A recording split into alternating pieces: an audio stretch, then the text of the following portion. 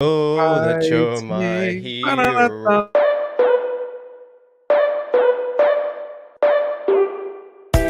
Hello and welcome to another episode of Talksicology, brought to you by Recovery Unplugged. Here at Talksicology, we talk all things addiction, recovery, and mental health. Tonight's guest. Addiction professional, Eric Button. I'm your co-host, Jason Cabello, and as always, your host and mine, Joseph Gorordo.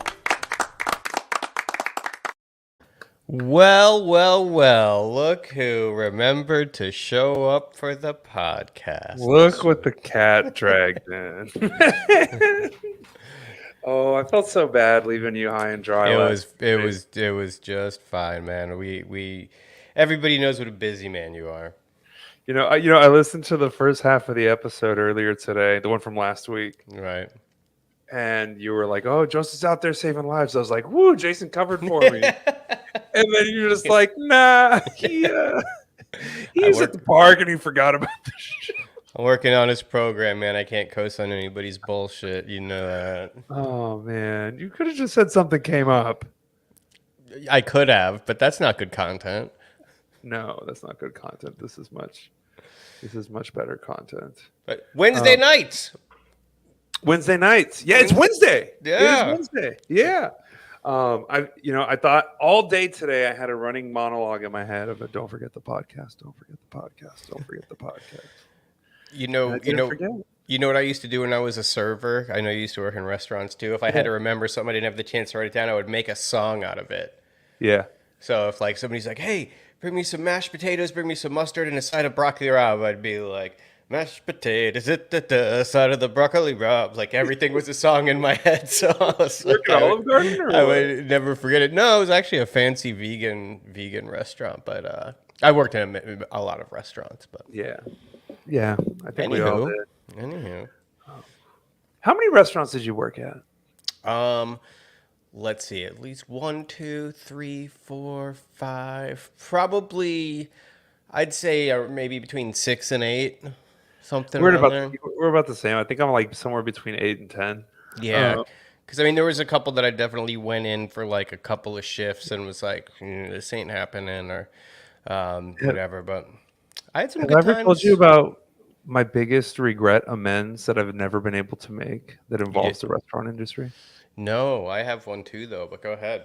All right, so I got hired at Joe's Crab Shack at the Rim in San Antonio. And I went in, and the manager was a guy named Rocky. And on my first day of training, I guess I looked a little unreliable. Were you said you were in I was recovery? using, Okay, yeah, you no, were I was using getting at high. this point. I was super high.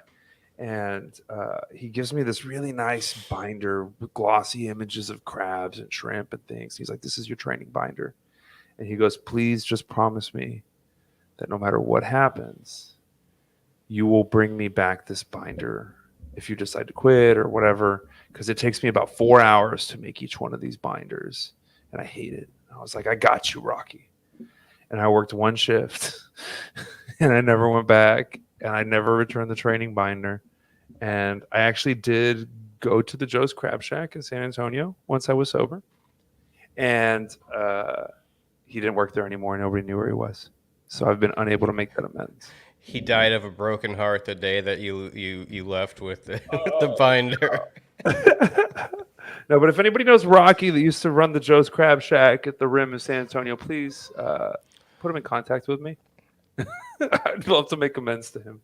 So what's your big restaurant regret story? It wasn't one that I was working at. Although there are plenty for restaurants that I worked at. My amends list is huge on that.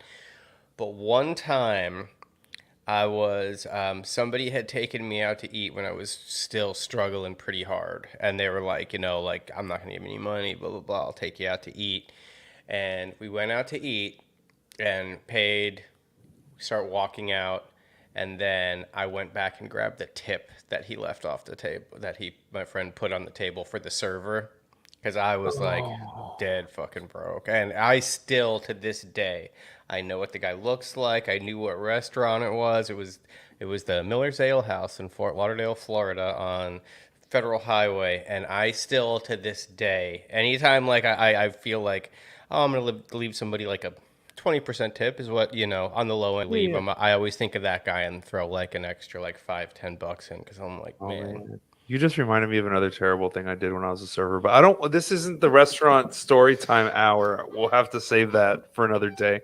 We should probably welcome to our viewers and listeners. Sorry, this is Toxicology. In case you hadn't noticed, You can tell Joseph and I hadn't talked in a while when we just start like we forget everybody else is here. But yeah, hello everybody. Thank you for we are joining the us. world's most popular and greatest mental health addiction and recovery podcast that live streams on Facebook at 7 p.m. every Wednesday night. Yeah, we took over Thursdays, so now we are expanding our Our global domination strategy. exactly. Oh man! Speaking of global domination, you remember Pinky and the Brain? Of course. Tonight we're gonna take over the world. Last night, one of my kids goes, "What are we gonna do tomorrow?" And I go, "The same thing we do every night." And they just looked at me real weird. And my wife yelled, "Take over the world!" And they were like, "What the fuck are y'all talking about?" People used to tell me that I looked like the Brain, and it really depressed me. Oh no! Why would I tell you that? That was the dumbest thing I could have. Listener poll: does Jason look like the Brain from Pinky and the Brain? Maybe Greg can get us a quick graphic of the Brain from Or Animaniacs. not. Or he can. Or not. Okay. No, I'm just kidding. It doesn't I mean, if bother it's a sore subject. No. So anyway, how's life? Let's get into some good stuff, man. Let's get some accountability going. How's life? How's your spiritual condition? What are you up to? Man, I've been super productive this last week, like more productive than I've been in quite some time. And besides from all my recovery and blood work, I am also working for a skateboard company doing some videos, Cherry's Wheels, Austin made. So, I mean, you know what a skateboarding, I don't even think enthusiast is a fair word. I'm gonna need $10 every time you mention their name. Cherry's Wheels? Yep, that's 20. Every time I mention Cherry's Wheels, you're going to need $10. $30. Okay. Okay, or I'll get you some wheels. But yes, I'm doing some videos for a skateboard company, which is near and dear to my heart. How cool is that? So, like, we were just talking about all these horrible jobs that we had and how we were bad at them and unreliable in our addictions. And now, like, you do this, you do some stuff with ASP branding. You got this gig with a skateboard company. You got, a girlfriend and a family and all these things that you're accountable to and responsible for. I love ASP branding, but I don't do anything with ASP branding. Oh, you don't? No. Okay. All right. So they don't know it's $10. They're good friends, though. Oh, good friends. Good friends. Okay, my bad. But you do a lot of stuff. I do a lot of stuff. A lot of stuff, and you're good at a lot of stuff, and you show up. Like people can count on you. Not like me with the show last week. Yeah. Because I know that sometimes that's the best thing I could do is just show up. So that's why I do it. But I mean, I do want everybody to know that Joseph is beyond super, super busy. So when he does miss something as trivial as a podcast, like he is really doing huge things outside. I felt so bad. Bad. It was good. But maybe I need to slow down. So I'm doing a lot right now. Orange, you're grateful that you're here tonight. I am very grateful. This podcast is one of like the very few things that I do that like really feels like it's just because I enjoy it. Yeah. So I am grateful for that. And speaking of oranges and speaking of gratitude, I'd like to tell you all the story of the first time I met tonight's guest. Little baby Joseph, one kid less, doing clinical work at the Arbor. I got invited to a conference for the first time, like an addiction recovery conference. And I went to this, to the Austin TAP Symposium. And I was supposed to be sitting in CEUs and learning, my continuing education. For the listener, what are those? What are these letters that you're throwing out? Yeah. A CEU is a continuing education unit. You have to get a certain amount of them every 2 years in order to renew your licensure in the state of Texas, right? So my company gave me the day off of work and sent me to this conference to go get like 8 hours of CEUs in one day. But my sponsor was at the conference as well, and he was working a booth at the conference. So instead of going in, we love you, John Brown. Instead of going in and listening to the sessions like I was supposed to, I hung out with my sponsor in the exhibit hall all day. And at one point, tonight's guest came up to me and he was like, hey, who are you? And I was like, well, I'm Joseph. And he just started asking me about myself. And I started telling him what I was doing. And I don't remember much beyond that because I was just interested in the talking about myself part. Mm-hmm. But what I do remember is the way he made me feel. And he made me feel very welcome and important, even though I was like a low level therapist. And you know what? Like, I believe that if we went around Austin and asked people in the recovery community, they would share that exact same experience, that tonight's guest makes them feel seen and special and, just good. Right? Like, I don't know how else to explain it. Hopefully, listeners tonight are going to get that vibe too.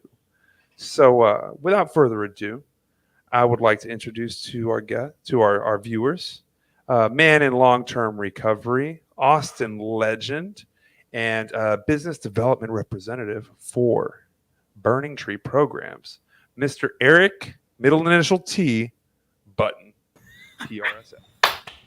Hey, how are you guys? What is Great. it? Hey. Hey, first off, I just want to put something out there. Cherry wheels. Oh, $40. And I'm not actually, it's 50 because somebody commented in the comments an emoji of a cherry and an emoji of a skateboard. So we're gonna count that. Well, first off, I'm very honored to have been asked to be on y'all's show, and thank you for the great introduction, Joseph. And I've always watched Joseph from when you first started at the Arbor, and what you do in our community with Austin Tap, and then president of Texas Association of Addiction Professionals. And during the year of COVID, we had a virtual conference, and I was blown away at how Joseph could work the computer and all the different videos, and they had a conference which was amazing, and I got to be a part of that, and I'm super honored to be here tonight. So cherry wheels. Eric, that's kind of a special memory for me. Like you and me and Sherry Layton and Steve, and I think like Julie's Pap and all the Red Hat staff were there, and like there was like 8 of us in this big conference hotel that we normally have 800 people in, and we were just like, we're trying our best to do a conference on the internet. Oh man! And I think a lot of people got a lot of joy out of it, and several people benefited from the continuing education units. Yeah, I think so. Well, Eric, one of the things we like to do when when a guest first comes on is a little special segment that we call the Spinny Wheel of Songs. Some great. Okay. There once was a wheel, it was a special wheel, it was a magical wheel, it was the best damn wheel, it's the spinny wheel of songs. Da-da-da-da. Yeah, all right, so Greg's going to spin the wheel for us, and we're going to get a little prompt. Oh, no. I hope this isn't a test. That piece of content is going to win us a Webby Award one day, if that's a thing.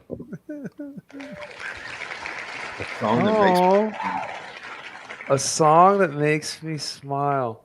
I got this. All right. The Pixies from the album Doolittle. They have a song called "Hey." Mm-hmm. Been trying to meet you. Must be. That song just feels like walking down the street in the sunshine, feeling real good and smiley. Nice. Personally. All right, Jason, what you got? I am going with Year of the Shark by Yola Tango. Oh, Yola Tango. Yeah. Very deep cut. So I don't know who sings it, but I like it's called Jump Around. House of And Pain. House of Pain is called Jump Around, and I like listening to it sometimes when before I go into an appointment with somebody I don't know, and it just pumps me up. Gets you hyped, makes you feel like a badass, Yeah, and changes I'm your state of smiling. emotional being. Yeah. I'm smiling. Yeah. For all the BD people out there that are trying to get on Eric Button's level, that's the secret right there. Listen to Jump Around before every single appointment. Um, uh, but so Eric, I talked a lot about how I first met you and all that kind of stuff. But why don't you start off? Just tell us a little bit about your recovery, like your addiction. How did you end Okay. up in these rooms and what all that good stuff. So Joseph said, my name's Eric Button. I got sober on the 21st day of July, 2005. Same And sober day. That was a day that I wasn't planning on getting sober. It was the day before was a Friday. The day before, I had fooled everybody yet again, and especially fooled myself that I was staying sober, and I was going to get to take my daughter on a trip to San Antonio, to SeaWorld, which it's always special for me to go down to San Antonio for the TAP conference because it's something that I was planning on doing with my daughter, who was 7 years old. And needless to say, I got arrested 1 block from my house for the 8 pages worth of arrests. Wait, so what did you get arrested for a block away from your house? For possession of controlled substance. They just saw you. They're like, that guy's got something. Yeah, they saw me because I rolled through a stop sign without stopping. Oh boy! At 6:30 in the morning. Oh man! And it wasn't because you were just getting up. It was because I was. You weren't just starting your day. No, my day was. As a matter of fact, the day before never ended. Okay. Okay. Does that make sense? Well, yeah. And back then, I can tell you that I always figured everybody was out to get me, and the police were profiling me. I was in a Buick Park Avenue because blue hairs drive Park Avenues, and I thought they'll never pull me over in a Park Avenue. Well, yeah, they do when you roll through a stop sign. That makes some good dope fiend sense, right? Yeah. I mean, it was crazy. So What? I'm just I mean, yet again, everything. I had a good job. I had my home, had a car, and was supposed to take Jordan on a trip that day. Anyways, externally things were all right. Externally, things It looked okay. Appeared all right,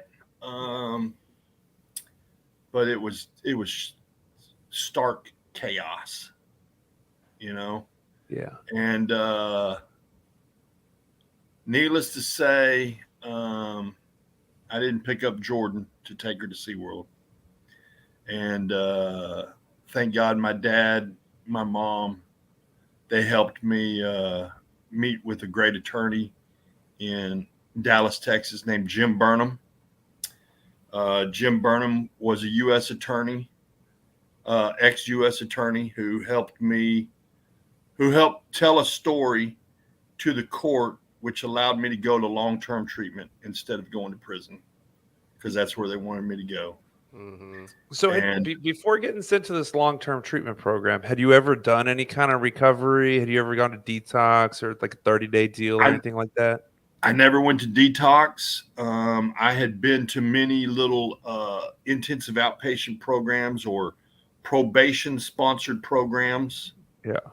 And took many UAs and always could pass them because I knew how to work the system.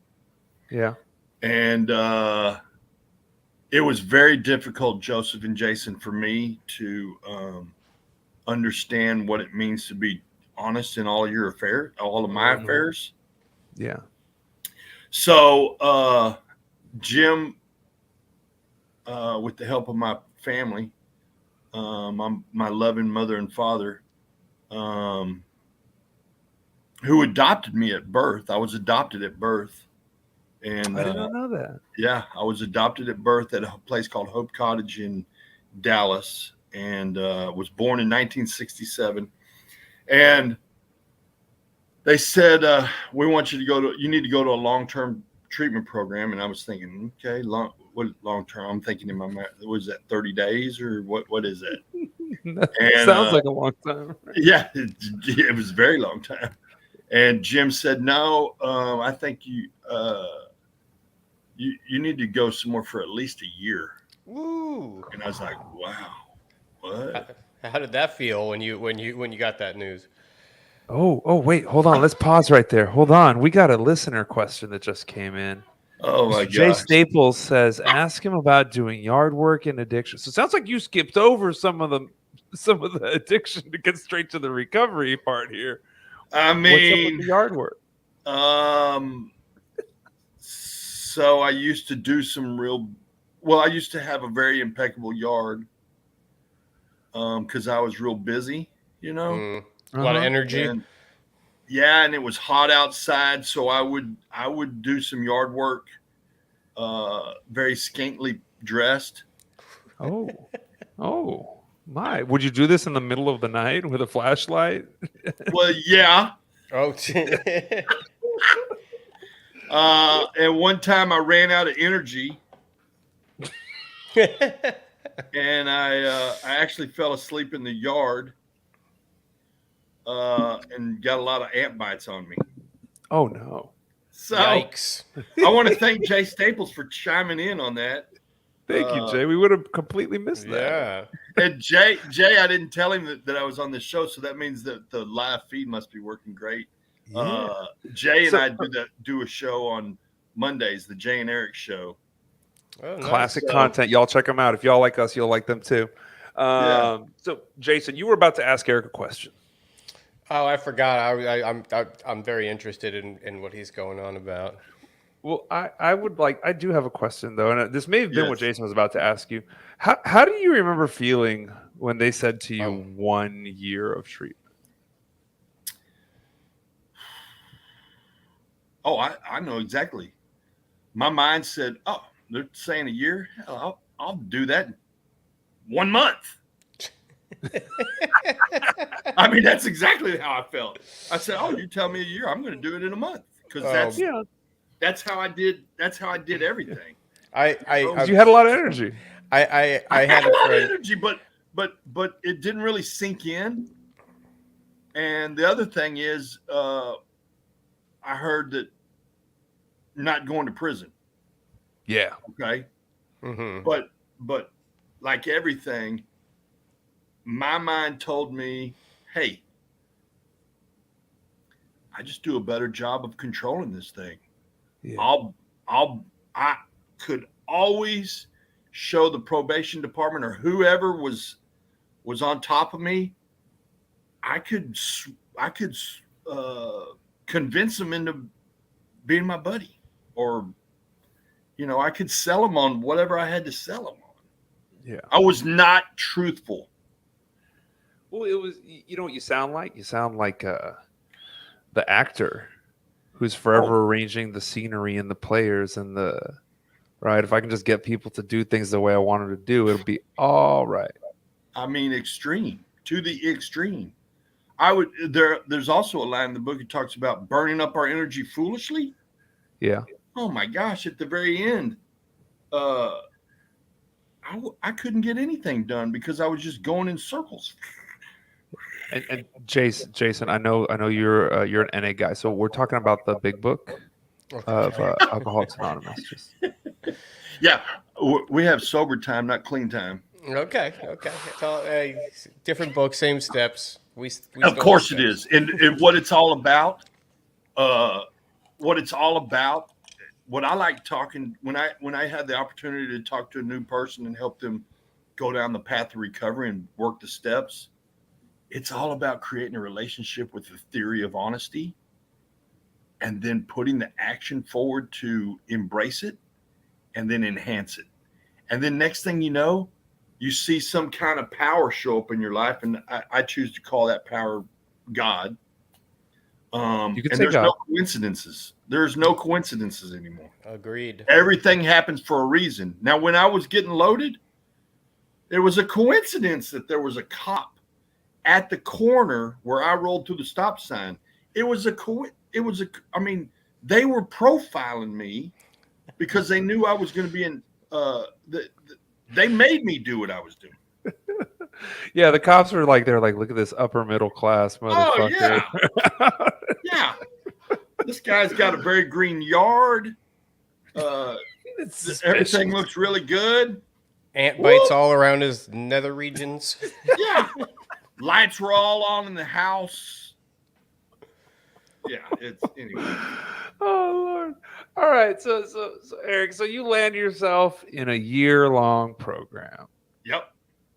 Oh, So and it wasn't, it was a minimum of 12 months.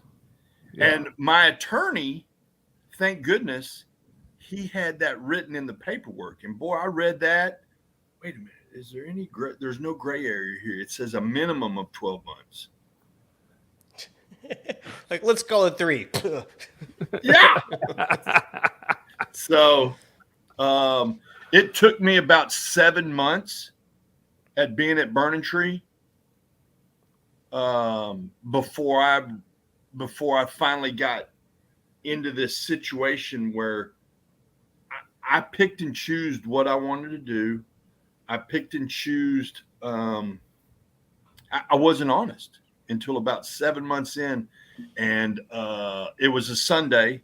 My mom and dad would pick up Jordan, my daughter, at her mother's home, drive to the airport, load up on a Southwest Airlines flight, fly to Austin, rent a car, drive over to the lodge, which is in Elgin, and see me for 4 hours.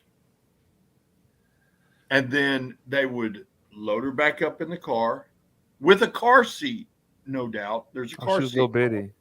Load her back up in the rent car, and then they would go back to Austin, get on a plane and fly back, and then take her to her mom's house where they picked her up, all for 4-hour visitation with me. Well, one of the rules and expectations, like every program has rules and expectations, bumpers that we're supposed to follow, right? Yep. Guidelines. One of them is I, as a client, get to say bye to my family inside the building, and I'm not supposed to go out to the car with them. What do you think I do, Jason? You walk out to the car. You want to walk them to the car, and they should let you. Well, that's exactly what my mind, because I'm the only one that has a child, number one. Number two, I would wait until I would kind of shuffle my parents out a little bit before, under the umbrella that, hey, I don't want y'all to be late for your flight and da-da-da-da. But actually what I'm doing is waiting on everybody else, the commotion to go on of everybody departing at the same time. Well, they're already at the car, so then I can duck out the side door and show up at the car. Hey, I just need to tuck Jordan into the car. And I can remember the very first time my dad said, hey, he pulled me aside. He said, hey, you're not supposed to be out here. Oh, it's all right. You know, I'm the only one that's got a child here, blah, blah. You know, I'm sure you guys know. Oh, yeah. Well, you know, I think what you're hitting on there, though, is like one of the things that, like, I think gets addicts into a lot of trouble, right? Is we, at some point in life, we pick up this idea that we can game the system, whatever the system may be, right? Whether it's school or work or the legal system, like, we just kind of decide at some point that, like, those rules, they don't pertain to me. No. And that's one of those, like, you know, we talk about like thinking errors sometimes, right? And that's like one of those things that, like, once you're not using anymore, you know, you're still not really sober in recovery until you start addressing some of those things like that, right? Like this idea that I'm unique, right? And I don't have to follow the rules. Yeah.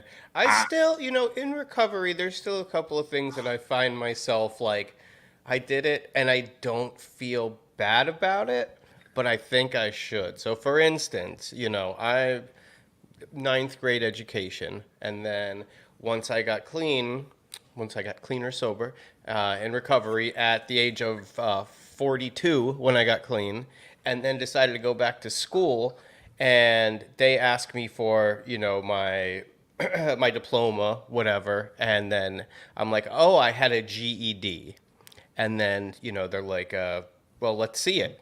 I was like, man, it was 1992. You think I'm carrying this thing around? Like, and they're like, okay, all right. So I got a college. I graduated college without ever finishing high school, and I'm not going to go back and take the GED. But I mean, I will gladly tutor somebody and how to do. I don't know. I didn't know how to make amends for that one, but there's still some times that little bit, it creeps out. It creeps out every now and then. But you see what you just did, Jason?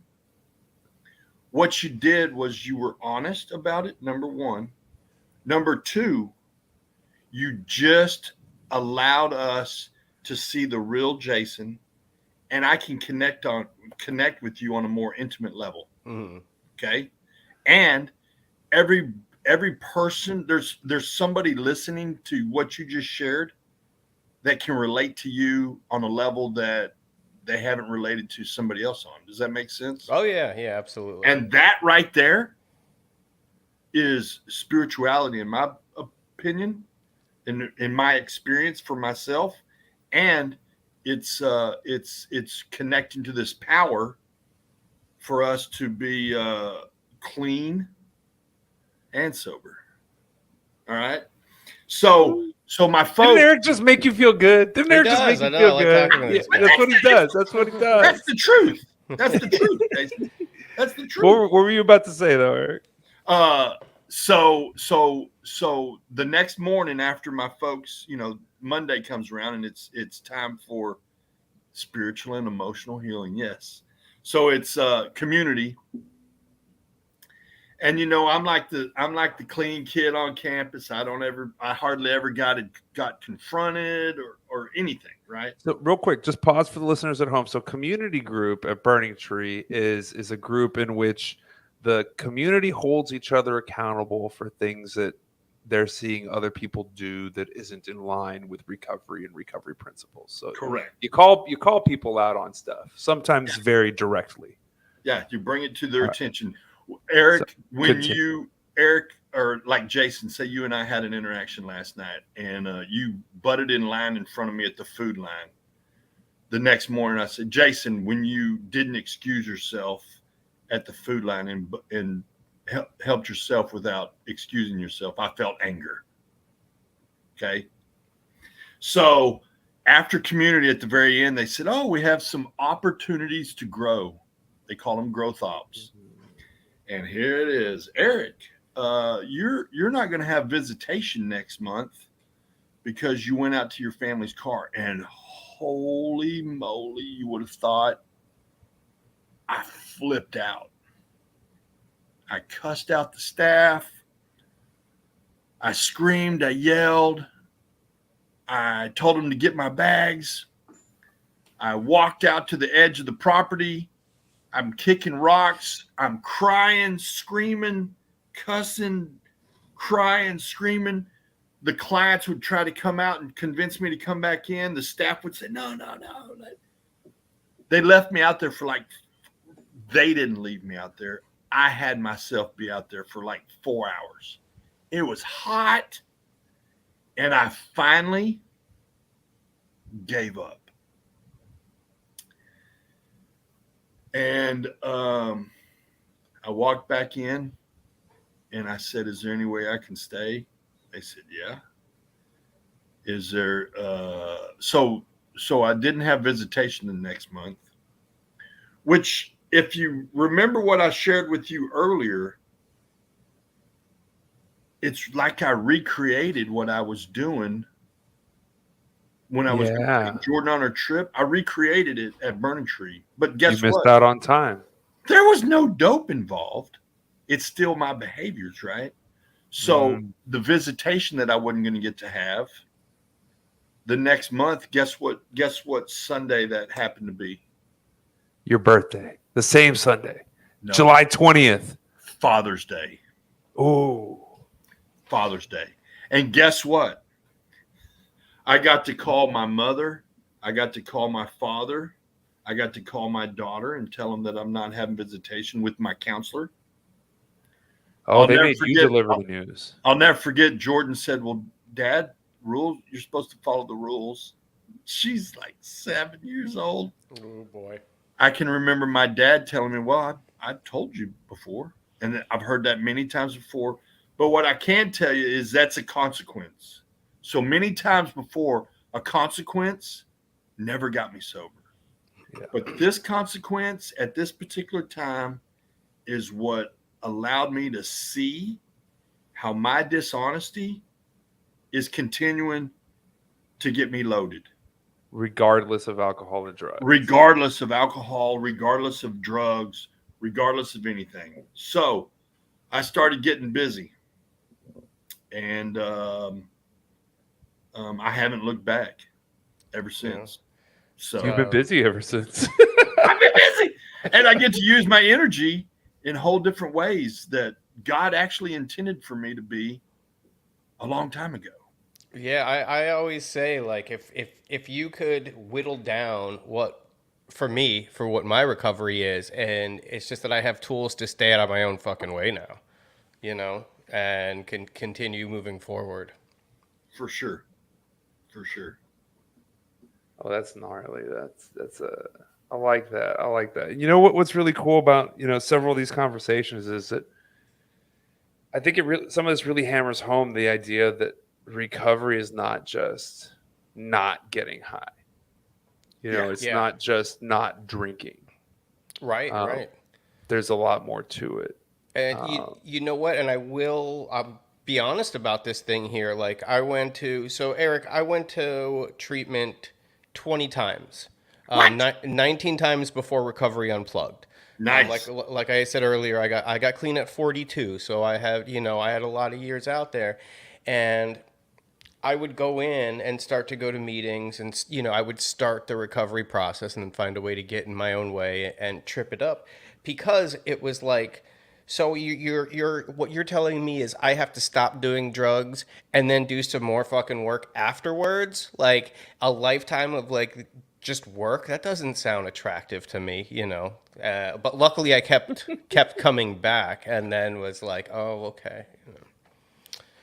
Something, every time the other 19 times I went to treatment, I will be completely honest, I did not hear anything the 20th time in treatment that I didn't hear, combined the other times together. It was just my perspective of things that changed, or the way that I did things, and my basically surrendering to saying, like, I don't know what I'm doing. Please, I'm ready to start, like, listening is what it was. Yeah. So the story I was sharing, so you just shared with us that you went to 19 treatment episodes prior to your last treatment episode, which was you got and found a path of freedom at Recovery Unplugged, right? Correct. If you added up the time, if you stacked it all together, those 19, how many months do you think that would have been? I would say altogether probably about maybe like, because some of the times were just detox, and then some of the times were full treatment. So I would say at least a year's time, at least like a solid 12 year. months. At least, yeah. Yeah.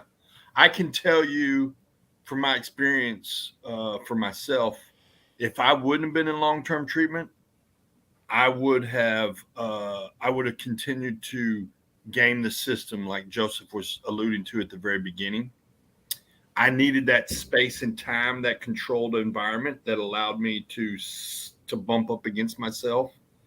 And but you and I, we basically the same length of time in treatment, right? Yeah. It just took Yeah. you many more years to get to that path. And then once I got out of Burning Tree, I transitioned. I'll never forget. First job, I was going to go right back into the car parts business. I had met this guy at a meeting, every Saturday morning meeting, and he was opening a body shop in Georgetown, Texas. He was going to pay me $20 an hour in 2006, I believe. Ooh, that's big money in 2006. I think it was September of 2000. Yeah, I know it was September of 2006. And he was going to pay me to be his parts guy at a new body shop that he was opening. Well, I was in sober living, and back then they didn't really have. There just started to be sober homes that weren't Oxford houses, right? Eudaimonia. Shout out to Lynn Taylor and Matt Gorman. I mean, that was about the first one in Austin, other than an Oxford house, right? Yep. And the phone rang, and it was a guy that I slept above for about 7 months of my stay at Burning Tree, and his name was Greg Rolfe. Greg, who's in this industry now, who has just opened a detox in the Taylor area of the Austin Metroplex area. Shout out to Crestone Wellness. Yeah. Crestone Wellness. They may even have a spot for some cherry wheels over there. But anyways, what I'm getting at is that I lived in sober living for another 2.5 years when I got out of Burning Tree. Why? Because I felt safe.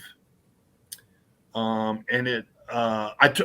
I back up. I took instead of going to work for Dave at this body shop in Georgetown, the phone rang and it was Greg, and Mark Houston Recovery had just opened. Mark Houston Recovery, which is now called BRC. Mark Houston Recovery had just opened. I took a $9 an hour job being a tech. $9 an hour. Why? I drove out there, and it just felt comfortable. It just did. Right. Yeah. And I started figuring out that I really like helping people. And I started figuring out that it felt really good. And I learned how to make working in this field that we get to work in totally separate from my own personal recovery. Ooh, that's important. It's so huge. It's so huge. And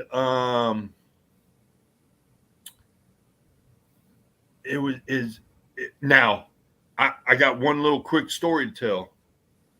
So they hire me to be a tech at Mark Houston Recovery, right? And so real quick, you didn't say like, listen, I'm Eric Button. I gotta be an admissions guy, or I can do more than be a tech. They offered you tech, and you said, okay, I'm a tech. That's it, and I took it. I took it. Sorry, all right. And they were going to let me. So every other weekend, I would drive to Dallas and be with my daughter because I had joint. I got to see her every other weekend. Mm-hmm. So they agreed that I could do that. So I took the job. $9 an hour. I think it's the second week I'm there. Second or third week. So I'm working in the morning shift, basically get there at 7:30 till about 3:30 or 4. And then I started doing some couple of night shifts, or the 3 to whatever shift. Evening shift, yeah. Evening shift. Yeah. So I get to take the guys to a meeting, right? And back in the day, we would take them to go get coffee before the meeting, right? And they would be jacked. Going to the meetings. We were learning what we were doing there. So one of the rules or expectations for the tech, I'm entrusted to drive these guys in the van and my number one job is to arrive safely and to put their lives first, right? And how I Absolutely. do that is not to be distracted, right? One of the rules for me as a driver is I'm not supposed to turn the radio on the van. Ooh. So what do you think I do? Crank it. 101X. That's an alternative. What do I'm y'all want to driving them listen to? I'm driving them to the meeting. I got the radio on. Then Let me ask you though. Let me pause you there though. What was your motive for breaking that rule? Was it because you just needed entertainment, or was it because you wanted them to think you were cool? I wanted them to think I was cool. I wanted them to like me, right? Yeah. Yeah. And it was a huge learning experience for me because what it did, they're going to like me for me, not for me playing the radio. They're going to like me for following the rules and expectations, right? So you fast forward the next morning, I'm working the morning shift because, you know, that we were starting business. And so the next morning, I get to go to, we called it Circle, which is like community. Yeah. And so some guys, they're confronting each other because, hey, when Eric, they confronted each other for arguing about what radio station to listen to, basically. So I'm sitting in this circle. I'm going, holy moly. Wow. I just was dishonest. And I was like, oh my God. So then we have a little staffing afterwards. And Mark says, Eric, did you play the radio? I said, yes, I did. He said, so they wrote me up. And then he said, I want you to pull all the fuses from all the vans for the radios. But on the other hand, it was just another example of my disease creeping in, right? Yeah. And this was in the early days of my recovery. So I share that to share this is we get to do this thing on a daily basis, and we get to learn, and we get to share it with others, which then in turn connects us with others. And then I've enlarged my spiritual connection. So, woo, man, Eric bringing some real. I love it. You know, there's we talk about like the sunlight of the spirit, right? Yeah. And back in the day in Kerrville, I used to go. There was this guy named Ernie G. You might know him, right? Oh, I get texts from him every day. So Ernie, I've told him this story. So me and Ernie, we didn't really go to the same meetings all the time, and I didn't really know him. But whenever we ended up at the same meeting, he and I would just kind of end up in the corner just shooting the shit until it was time to go, right? And one day I told Ernie, I was like, Ernie, I don't know anything about you. I don't know how long you've been sober. I don't know where you went to treatment. I don't know what you do for a living. Like, I don't know nothing.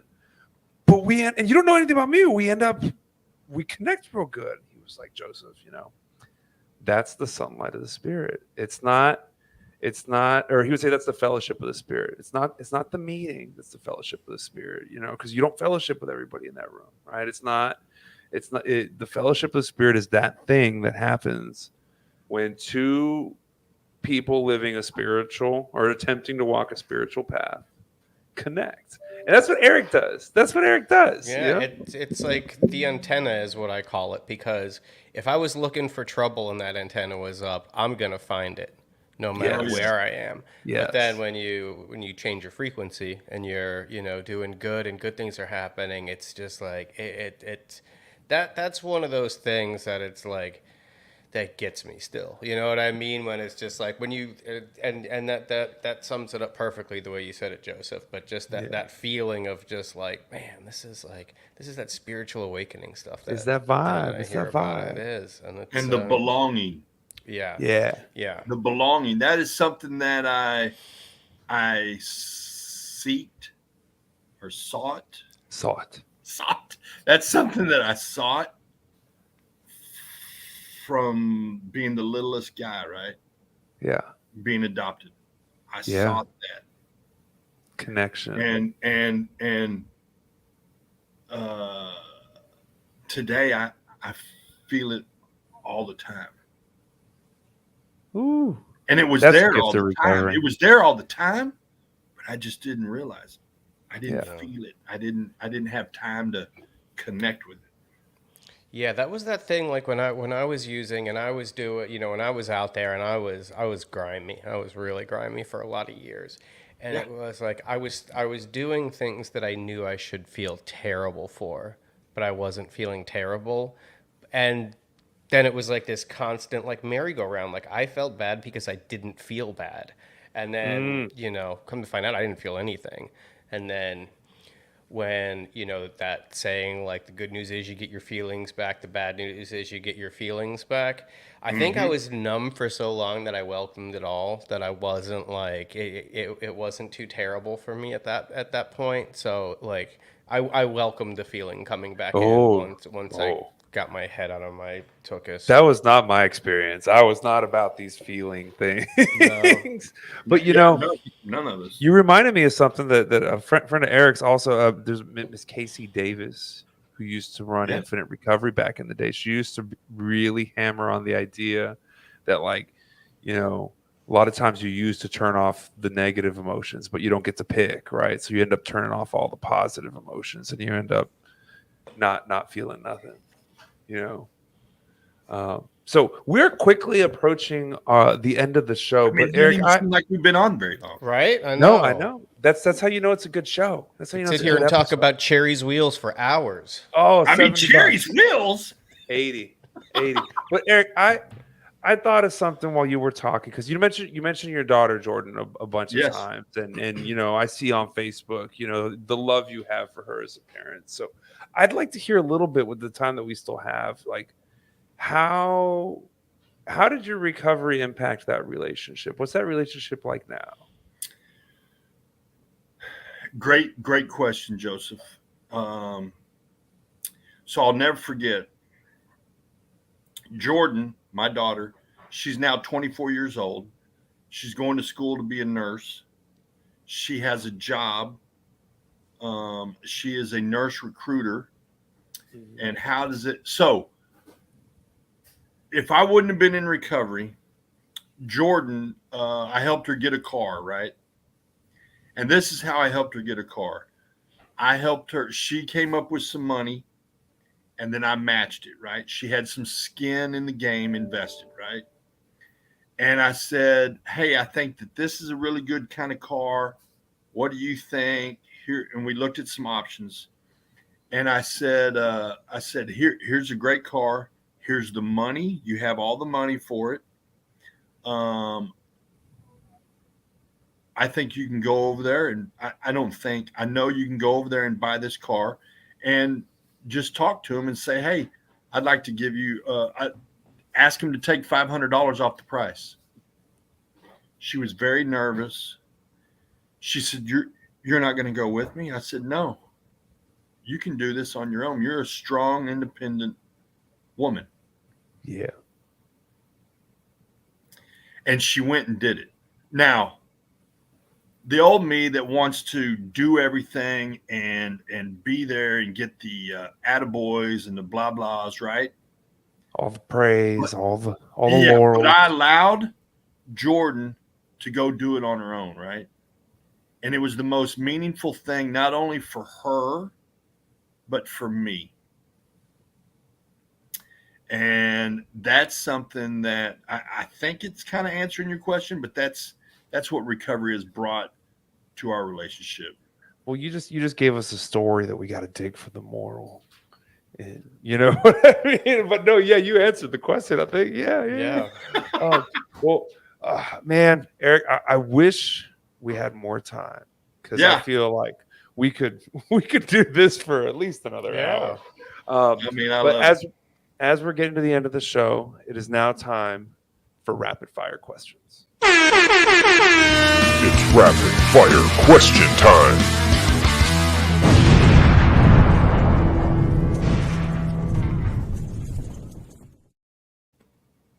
All right. Who asked the questions? I'm going to ask you 5 questions. Now, I want rapid answers. I want them from the heart. No, turn your brain off for a second. All right, it's off. Just the answer, right? What is your favorite sound? An airplane. Oh, I knew it. I knew it. How many days have you been sober? Ooh. Over 17 years? I don't know how long days. Hey, A days, million? come on. Take a guess. A million. All right, all right. What single person has had the greatest impact on your recovery? Emily Klein. Oh, Wow. shout out to Emily. That was rapid. That was Yes, she is quick. she's awesome. If you were an ice cream sundae, Eric, what would you be made of? If I was an ice cream sundae, what?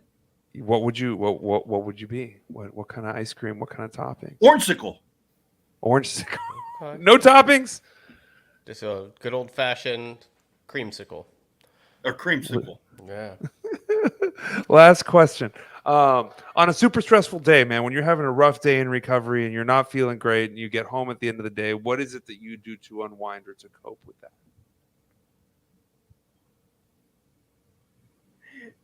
I'm trying to think. I don't really have any rough days. I hate to say that, but I don't have rough days. But I would say sit down on the couch with Emily. Oh, we got 2 Emily shout outs in the rapid fire questions. So, Eric, what is the deal with the orange, man? Got to ask. So orange is a vibrant color that I attached to many years ago. I love it. And it became, I saw a button, an orange button one day, and I thought, you know what? That's me. Yeah. And it's just stuck with me, and I love it. And we're going to have an Orange You Grateful party the Wednesday evening to kick off the TAP conference.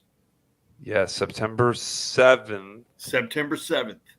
Yes. And orange is just a vibrant, happy color. I love it. It's definitely one of my favorites, honestly. I love it. Growing up in Miami, I got to, be around it a lot. So it orange has a special place in my heart.